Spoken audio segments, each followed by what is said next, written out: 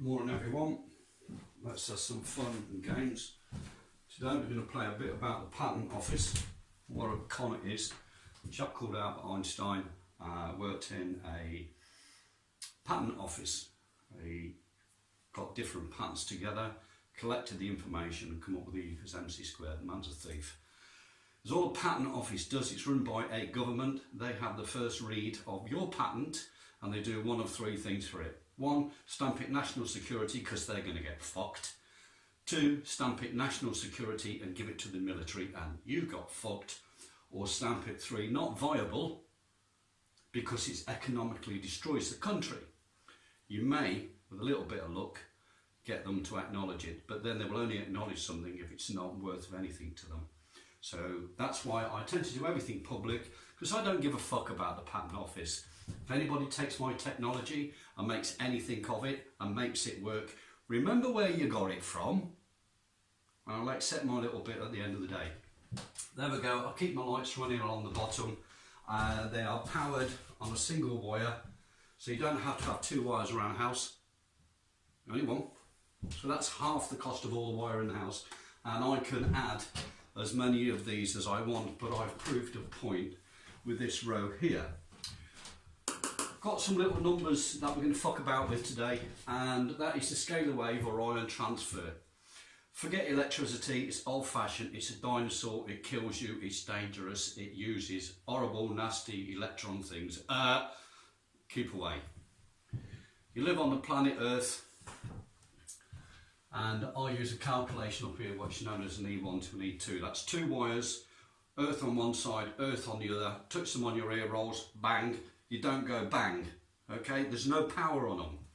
But there's a resonance frequency on there with zero current or zero ampage, zero dangerous stuff. So if you've got a E1 to an E2, you get the square root of fuck all, okay? Nothing.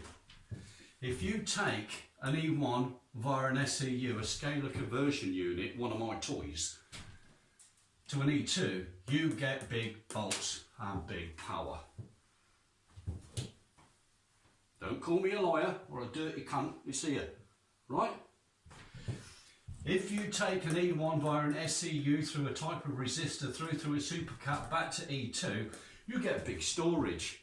Fuck the battery wheels, bye bye Mr. Duracell, Varta and all the rest of them who use the alkaline, lithium batteries, NiCad, they're all out of date. That means all the African countries where they dig out all the lithium and that, they're all gone bankrupt. Cheers Nige, clean the world up. That's the first bit about the power. Now, what sort of power can you get?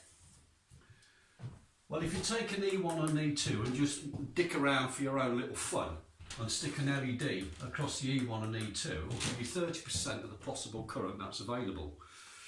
Not much, but you can, you know, drive your phone off it if you want. If you use two LEDs, you get something new.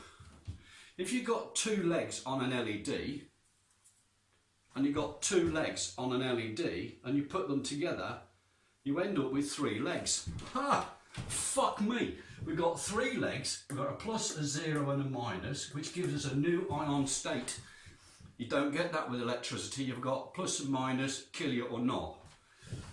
If you take four LEDs and you configure them in a certain way, you end up with a plus, a zero, a minus, plus AC, plus DC, plus ion conversion. Fuck me, that's a little bit better than electricity.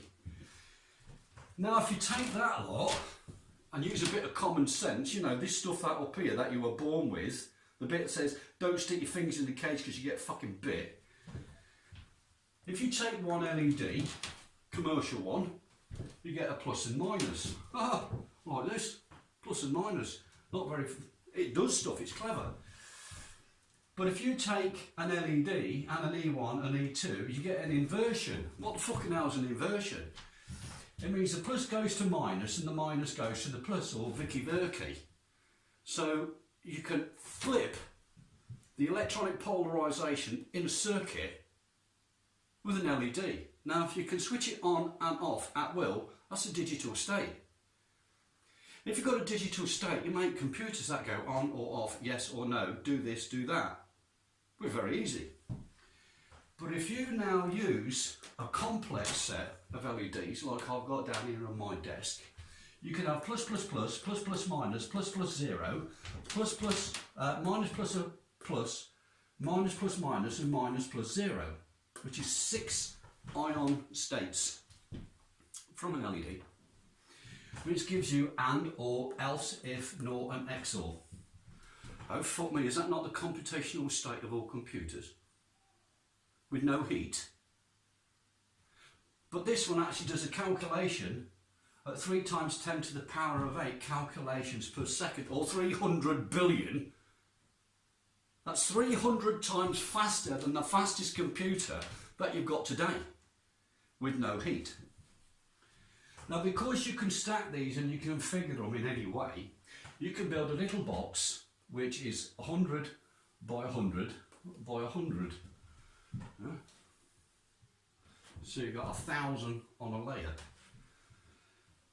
And as any two can create a condition, if you've got 1,000 less 1, you end up with 550,000 possible combinations per calculation, per layer, plus 100 layers.